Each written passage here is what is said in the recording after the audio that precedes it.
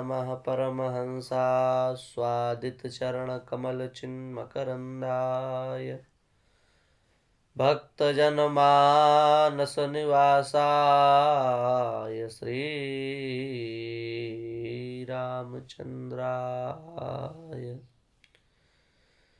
राधाकरावचितपल्लववल्लरीके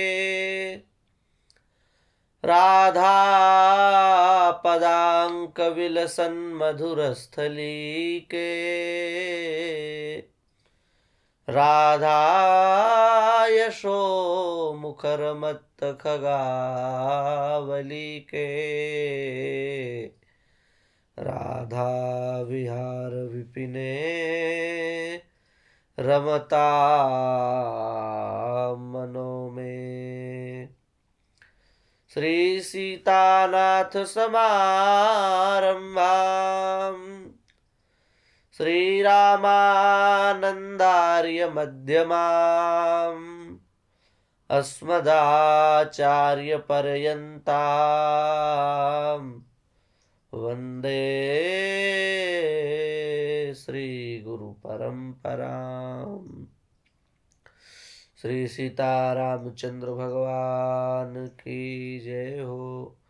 महाभाव स्वरूपा श्री राधा रानी सरकार की जय हो। जय जय श्री राधे श्याम। हर शरणम। परात्पर परब्रह्म सर्वेश्वर सच्चिदानंद भगवान की अहेतु की कृपा करुणा से हम आप सभी लोग नित्य सत्संग श्रवण करते हैं। उसी नित्य सत्संग की विशेष चर्चा के आज की व्याख्यान में, आज की व्याख्यान माला में हम आप सभी लोग एक विशेष विषय के लिए उपस्थित हुए हैं और वह विशेष विषय है श्री राधा नाम। बहुत समय पहले, और हम कहें तो और भी बहुत समय पहले से, कई वर्षों से यह विवाद चल रहा है कि राधा तत्व प्राचीन तत्व है कि नहीं है, और एक राधा नाम को लेकर के भी विवाद चलता रहता है कि राधा नाम पुराणों में है कि नहीं है, भागवत में विशेष करके राधा नाम है कि नहीं है, नहीं है तो क्यों नहीं है। पर हम शास्त्र प्रामाण्यवादी हैं और हम शास्त्र के प्रमाण को आधार मान करके कह रहे हैं कि पुराणों की बात तो छोड़ दीजिए, अन्य साधारण ग्रंथों की बात छोड़ दीजिए, वेदों में भी श्री राधा नाम है, उपनिषदों में भी श्री राधा नाम है, संहिता भागों में भी श्री राधा नाम है। वृंदावन वासी हैं हम लोग, और वृंदावन में जो श्री हम सब लोगों की महारानी जो है वो श्री राधा रानी ही है। राधे वृंदावनेश्वरी, वृंदावनेश्वरी कहा गया है उनको। और उनको कोई आज का कहे तो बताओ कैसे सहनीय होगा ये। कितने ऐसे विद्वान हुए हैं इस धरा पर जिन्होंने ये तक कह दिया कि जयदेव आदि जो नए कवि हुए हैं उन्होंने राधा की कल्पना कर ली। प्राचीन समय में कोई राधा नहीं थी, प्राचीन ग्रंथों में कहीं राधा का वर्णन नहीं है, ये तो नए नए कवियों ने गढ़ लिया है, ऐसा तक कह देते हैं। और जबकि राधा ही आराध्यते मया, भगवान कह रहे हैं कि मैं राधा की ही आराधना करता हूं। मया राधा एवं आराध्यते, मेरे द्वारा राधा ही आराधना के रूप में स्वीकार की जाती। उनके लिए ऐसा कह देना कि अरे वे तो आज की हैं, उनका कोई प्राचीन स्थान नहीं है, कवियों ने गढ़ लिया है साहित्य को रस से ओतप्रोत करने के लिए, ये सब बातें कितनी ज्यादा दुखी करने वाली बातें हैं। पुराणों में कहीं कोई स्थान नहीं था, ऐसी बातें करते हैं। अरे पुराणों की तो जान दीजिए, वेदों में भाग श्री राधा नाम का स्थान है। वेद से बढ़कर के कोई है क्या? इसलिए हमारे मन में बड़ा दुख हुआ, और फिर भगवत कृपा से शास्त्रों को जब देखा तो सब जगह राधा नाम है, सब जगह। और इस पर कुछ विद्वानों ने कार्य भी किया है। जो वृंदावन की रज में रहते हैं, उनकी महिमा को समझते हैं, वे जरूर इस बात को सुन करके दुखित होंगे। और इसलिए मन में भाव हुआ कि अब श्री राधा नाम को ही लेकर के कुछ भागों में हम चर्चा करेंगे। और पुराणों में, वेदों में, संहिताओं में, उपनिषदों में, जहाँ जहाँ शास्त्रों में, सबकी चर्चा तो बहुत कठिन हो जाएगी, पर थोड़ा थोड़ा मुख्य मुख्य प्रमाण केवल एक दिशा देने के लिए और मन के भ्रम को दूर करने के लिए हम आपके सामने थोड़ा थोड़ा प्रस्तुत करेंगे। वेद 4 हैं, यह सर्वविदित ही है।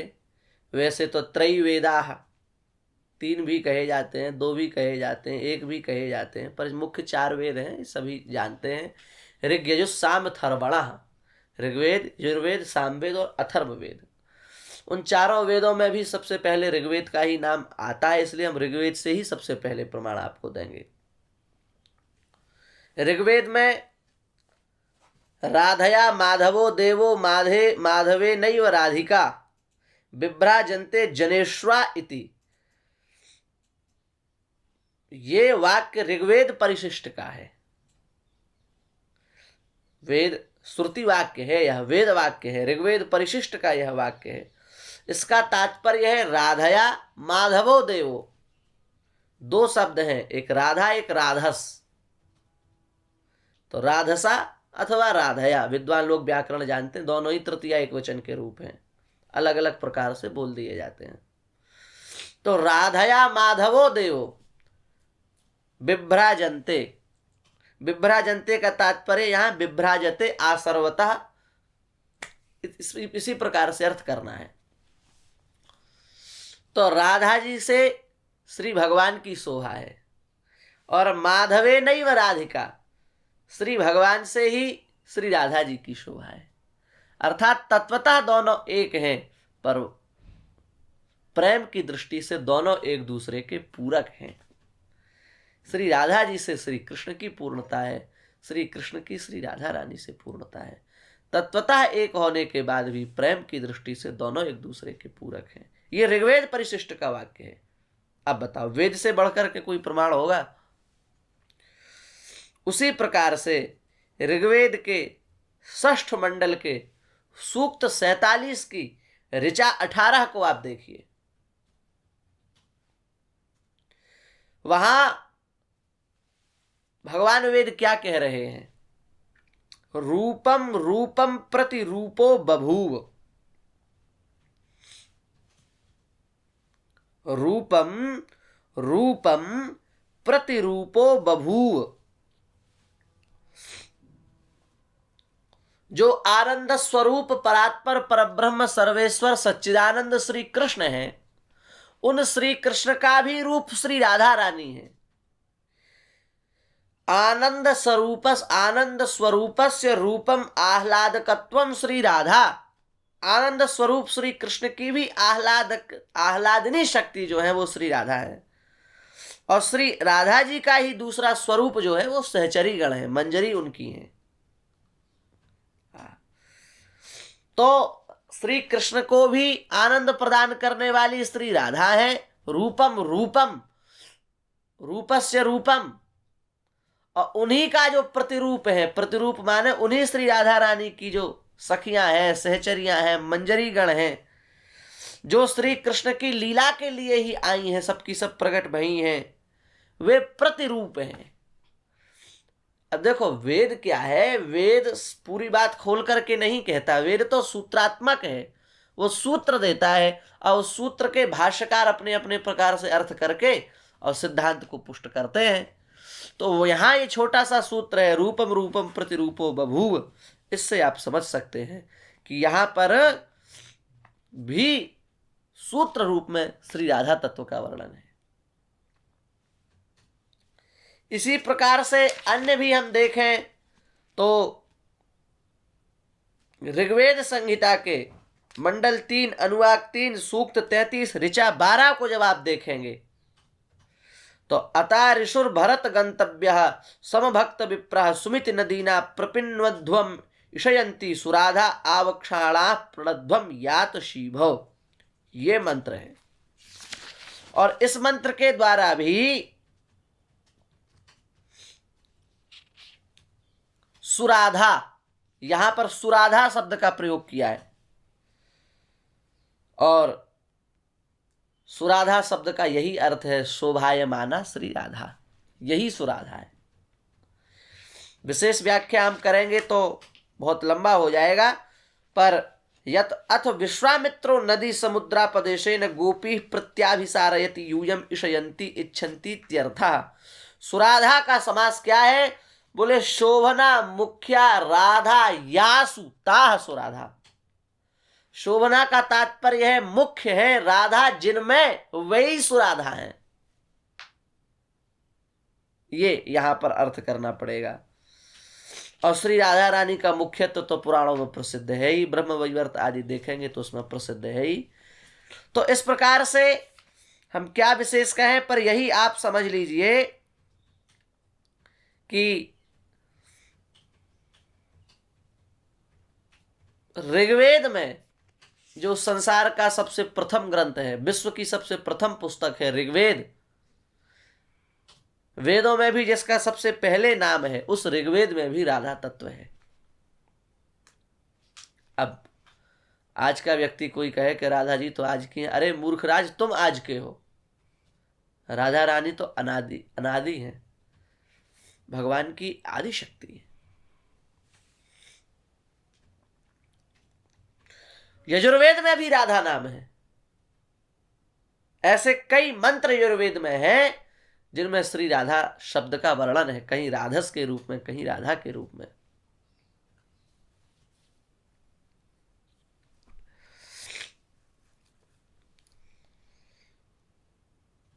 इतना अवश्य है, देखो हम दुराग्रह नहीं करते हैं, इतना अवश्य है कि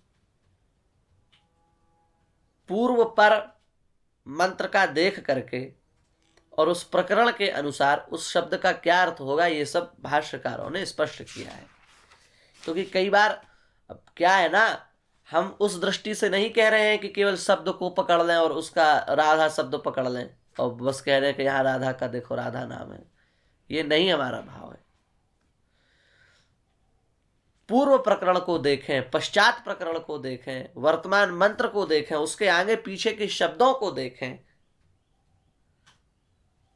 तो भी ऐसे मंत्र आपको मिल जाएंगे जिनसे राधा नाम की संगति हो सकती है। आप कहीं ये मत समझ लेना कि हमने कहीं बस राधा नाम शब्द देख लिया और वो शब्द हम बोल दे रहे हैं पढ़ पढ़ करके, ऐसी कोई बात नहीं है। जो वेद के विद्वान हैं, भाष्यों को जो जानते हैं, वो सब देखेंगे तो पता चल जाएगा। अन्य अर्थ भी हो सकता है, हम ये भी नहीं कह रहे कि यहां यही अर्थ करें आप, अन्य अर्थ भी हो सकता है, पर यह भी अर्थ एक हो सकता है, इसमें किसी को आपत्ति नहीं होनी चाहिए। क्योंकि वेद कल्प वृक्ष है, यथेष्ट वस्तु जो धोना चाहता हो, जिसको जिस वस्तु की आवश्यकता हो वह उससे धो सकता है। तो यजुर्वेद में उभावाम इंद्राग्नि आहु वध्वा उभा राधसस्सह मादय अध्यय, यजुर्वेद के 7वें अध्याय में, और आन इंद्रो हरि भी यात्वच्छार वाचीनो वसे राधसे च, यजुर्वेद के 20वें अध्याय में, और श्रीश्चते लक्ष्मीश्च पत्निया वहो राश्रये, यजुर्वेद के 31वें अध्याय में।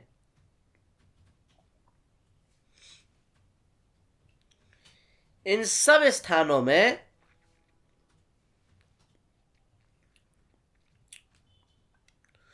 कहीं रमा के रूप में, कहीं राधिका के रूप में,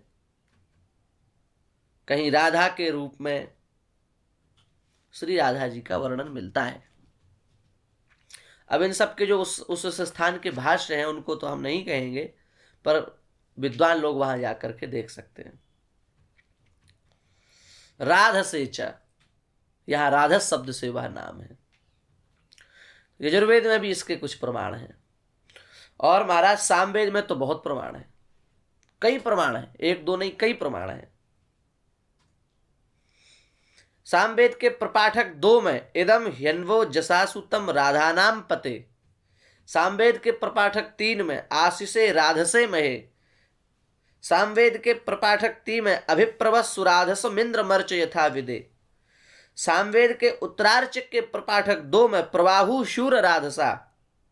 यहां देखो प्रवाहु शूर राधसा, शूर माने सूरसेन, सूरसेन के वंश में शूर माने शूर बलवान, कौन? कृष्ण। उनके सहित जो राधसा, राधा जी, ये यहां तात्पर्य है। इस प्रकार से अनेक ऐसे प्रमाण हैं जो ये सब प्रमाण सहित उपलब्ध हैं। स्तोत्रम राधा नाम पते गिर्वाहो वीर यस्यते, इन सब में राधा शब्द जो है वो प्रमाण रूप से उपलब्ध होता है।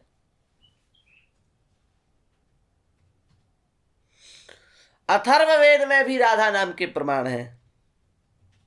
अथर्ववेद के 6ठ मंडल के अध्याय 3 के सूक्त 27 में नराधसो राधसो नूतनस्येन्द्र नकिर ददृश इंद्रियम ते राधांसि याद्वानाम नते वर्तास्ति राधस इंद्र देवो न मर्त्यः यदिंद्र राधो अस्तिते माधो न मध्यवत्तम मंत्रेन्द्रादि शब्देन श्री कृष्ण। हाँ, तो यहाँ जितने भी इन सब में इंद्र शब्द आ रहा है ना, तो लोग कहेंगे कि यहाँ तो इंद्र है, यहाँ इंद्र का राधा से क्या संबंध है? अरे भाई, इंद्र का मतलब इंद्र थोड़ी नहीं होता, इंद्रों के भी इंद्र श्री कृष्ण है।